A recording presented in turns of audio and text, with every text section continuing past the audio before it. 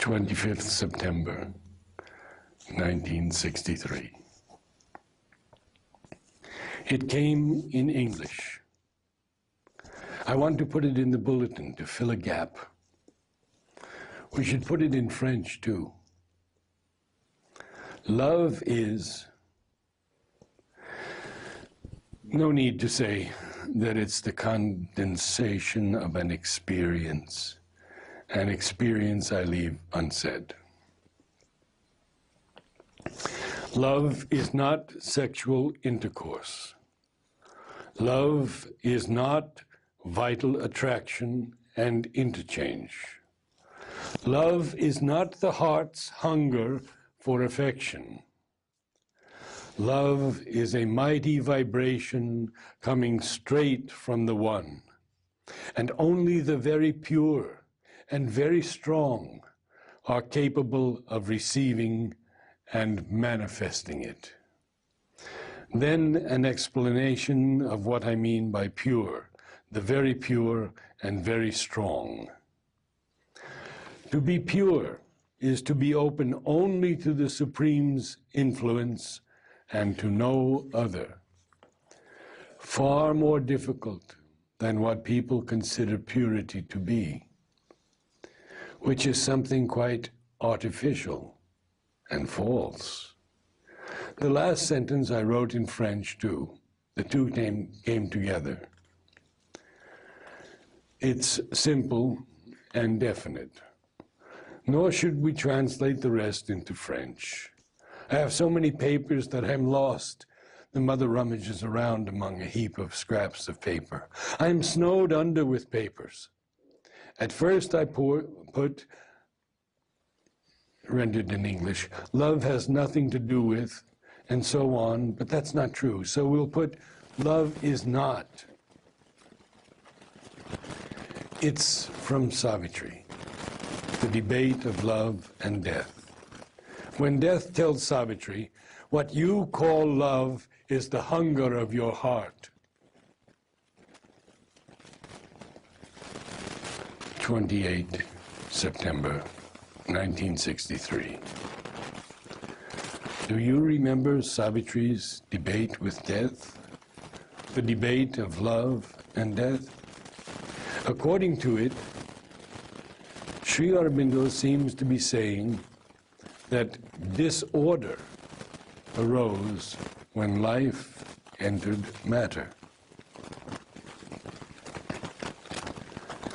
Although God made the world for his delight, an ignorant power took charge and seemed his will. In other words, that power assumed the appearance of God's will, and death's deep falsity has mastered life. All grew a play of chance, simulating fate. And before, Sri Aurobindo writes, O death, this is the mystery of thy reign. He seems to imply it's only on earth. In earth's anomalous and tragic field, carried in its aimless journey by the sun, mid the forced marches of the great dumb stars, a darkness occupied the fields of God.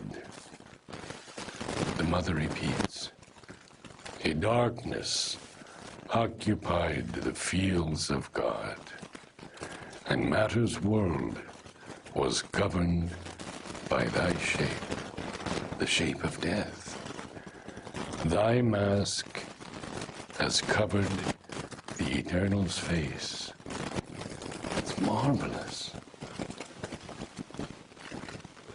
The bliss that made the world has fallen asleep. Abandoned in the vast, she slumbered on.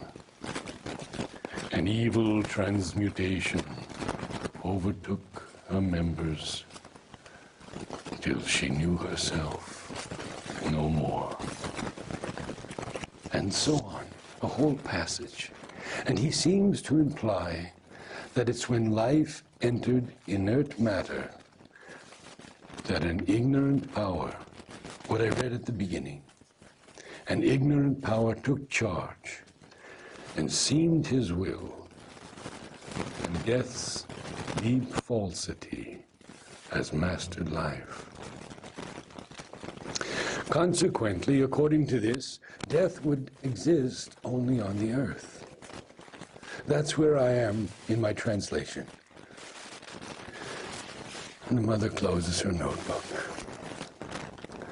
I have to go to the end to understand what he wants to demonstrate.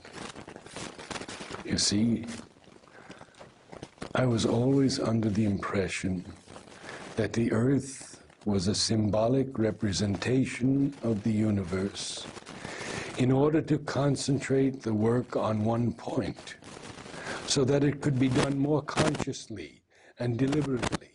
And I was always under the impression that Sri Aurobindo too thought that way. But here, I had read Savitri without knowing this. But now that I read it, and I am so immersed in that problem, in other words, it's as if it were the question given me to resolve. I noticed it while reading. It would seem to legitimize or justify those who want to escape entirely from the Earth's atmosphere. The idea would be that the Earth is a special experiment of the Supreme in his universe. And those who are not too keen on that experiment prefer to get out of it, to say things somewhat offhandedly. The difference is this. In one case, the purpose of the earth is a concentration of the work, which means it can be done more rapidly, consciously, and perfectly here. And so there is a serious reason to stay on and do it. In the other case, it's just one experiment amidst thousands or millions of others. And if that experiment doesn't particularly appeal to you, to want to get out of it is legitimate.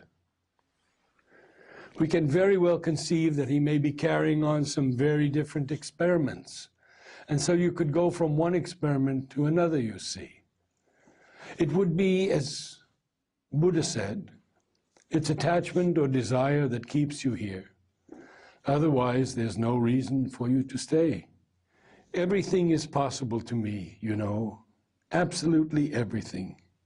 Even the seemingly most contradictory things, really.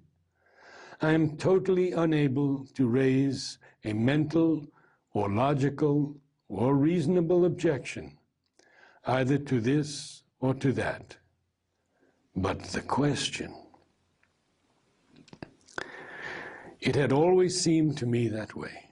The earth as a symbolic point of concentration. But I am so convinced that Sri Aurobindo saw things more truly and totally than anyone did that. Naturally, when he says something, you tend to consider the problem. I don't know. I haven't reached the end of Savitri yet. Because I notice, rereading it after the space of a few months, barely 2 years, that it's altogether something else than the first time I read it. Altogether something else. There is in it infinitely more than what I had experienced. My experience was limited, and now it's far more complete. Maybe if I reread it in a year or two, it would be still more complete. I don't know. But there are plenty of things that I hadn't seen the first time. Perhaps that passage I've just read is only one aspect. I will see when I reach the end. What he announces, and what I am sure of, is that the victory will be won on the earth, and that the earth will become a progressive being, eternally progressive in the Lord. That's understood. But it doesn't preclude the other possibility. The future of the earth he has announced clearly, and it's understood that such is the future of the earth. Only if that possibility of death as an exclusively earthly phenomenon is what we could term historically correct, it would sort of legitimize the attitude of those who get away from it. How is it that Buddha, who undeniably was an avatar, laid so much stress on deliverance as the conclusion of things? He who stayed behind only to help others to get away faster. Then that means he saw only one part of the problem. And that means he saw only one side of the problem.